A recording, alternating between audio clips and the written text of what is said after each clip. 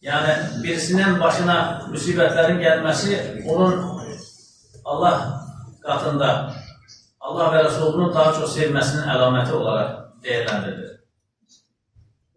Bu və bənzəri hədis-i şərifləri zəngin olmanın pis olduğu veya fəqir olmağa təşviq edildiği şəklində anlamamaq gerekir. Fağırlıq və zənginlik bir təqdir məsələsi değildir. Təqdir-i ilahidir. Allah'ın təqdiridir. Cenab-ı Hak kullarını her iki hal ile de imtihan eder. Varlıkla da imtihan olur, insanoğlu yoklukla da imtihan olur. Her iki halda da səbredenlere müjdeler var. Görərsən ki, bazı insanlar fağırlıkla bir balaca imtihan olunanda hemen üsyanı dalar. Allah-u Teala onu fağır düşürmür, onu sevdiği için. Bazı kimseler de biraz zengin olan göç hızından çıkırlar, şeriften çıkırlar. Ona göre Allah-u Teala ona zenginlik vermir. Kimisi sağlam, o davamlı sağlam olur. Bir balaca xəstəli olan kimi üsyana dalır. Ona göre Allah-u Teala üsyan etməsin diye bunu xəstələndirir. Ve əksər digər insanlar da əksər.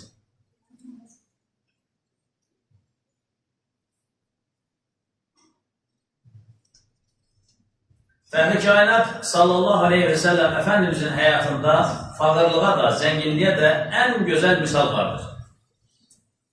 Fağır bir kimse Peygamber sallallahu aleyhi ve sellem Efendimizin acılıktan dolayı karnına taş bağladığını tefekkür edecek, Cenab-ı Hakk'ın verdiğine razı olacak, gerçekte az değil, saymakla bitmez nimetler içinde olduğunu fark edecek.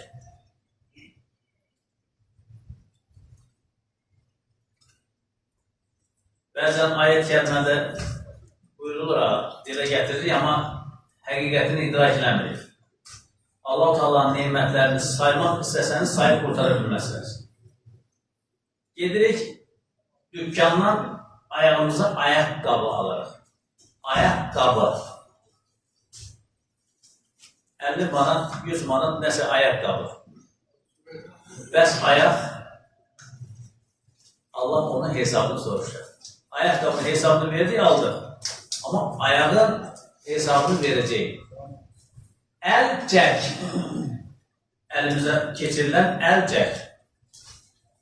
Aldık ki soyuqdan qorumaq, istidən bəzən işləyəndə elimizi armatur incitməsin.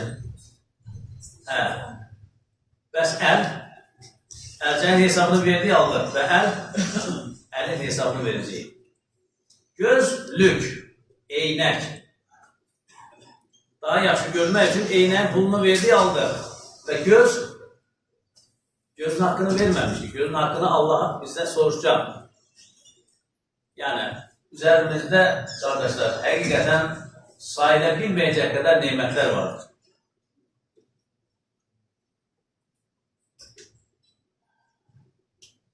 En mühim zenginliğin de qənaət və iman zenginliği olduğunu təfəkkür edecek, belə etdiyi təqdirdə ahirət hesabının asan olacağını düşünərək, bu vəziyyəti səbəbiyle daima şükr edəcək.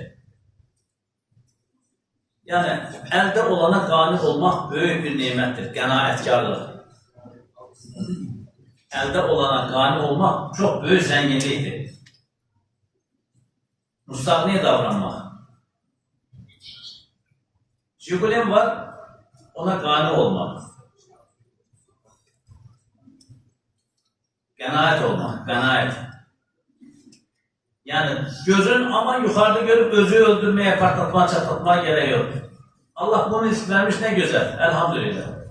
Bu halıma şükür. Her zaman fadlı Rabbi. Bu Rabbimin bir ihsanıdır demek, diyebilmek.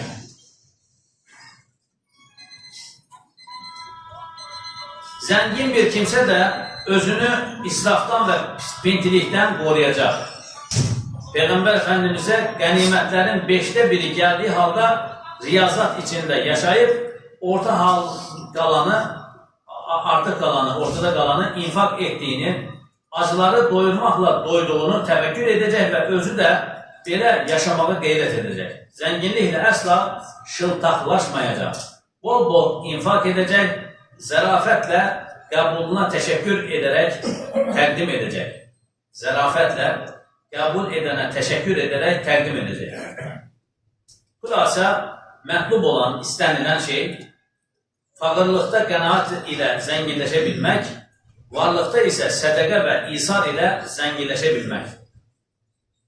Çünki varlıqda zənginləşən Süleyman Aleyhisselama ni'məl abd, nə gözəl qul buyurulmuş, fağırlıqda zənginləşən Eyüp Aleyhisselama da ni'məl abd, nə gözəl bir qul buyurulmuşdur. Sad surəsi 44-cü ayət. Cenab-ı Hak Ağniyay-ı Şakirin, yəni şükr edən zəngin və fuqaray sabirini səbr edən kasıbı səna etməkdədir, tərifləməkdədir. İkisi də azınlıqdadır, yəni azdır, nadirdir. Ortası çox qələbəlikdir, məhlub olan, yəni istənilən bu iki haldan birinə yaxınlaşa bilməkdir. Həzrəti Ömər radiyallahu anh, Allah ondan razı olsun, bir gün Kəbə Beytullahı tavaf edərkən birisinin Ya Rabbi, məni azlardan eylə, Ya Rabbi, məni azlardan eylə, Ya Rabbi, məni azlardan eylə deyə dua etdiyini eşidir. Bu nə şəkildə dua deməkdir? Möminlərin əmiri deyir ki, Allah Teala Quran-ı Kərimdə buyurur ki, şükr edən qullarım azdır. Mən o azlardan olmaq istəyirəm. Həzrət Ömər radiyallahu deyir ki, hər kəs Ömərdən ağılır. Onun duasını idrak elədiyi zaman deyir ki, hər kəs Ömərdən ağılır. Allah bizləri də o azlardan eyləsin. Ağniyay-ı Şakirin və ya fuqaray sabirindən.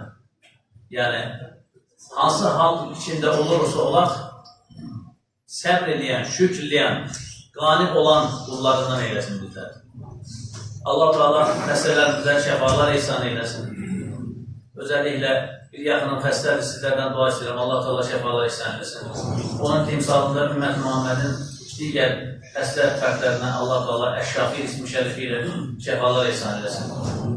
İstər ön cəbhəd olsun, istər arxa cəbhəd olsun, xalqımızın, millətimizin, məmləkətimizin bütövlüyü və əmin-amanlığı üçün xidmət edən əskər və zabitləri və digər insanları Allah Teala öz ılıq zamanında saxlasın.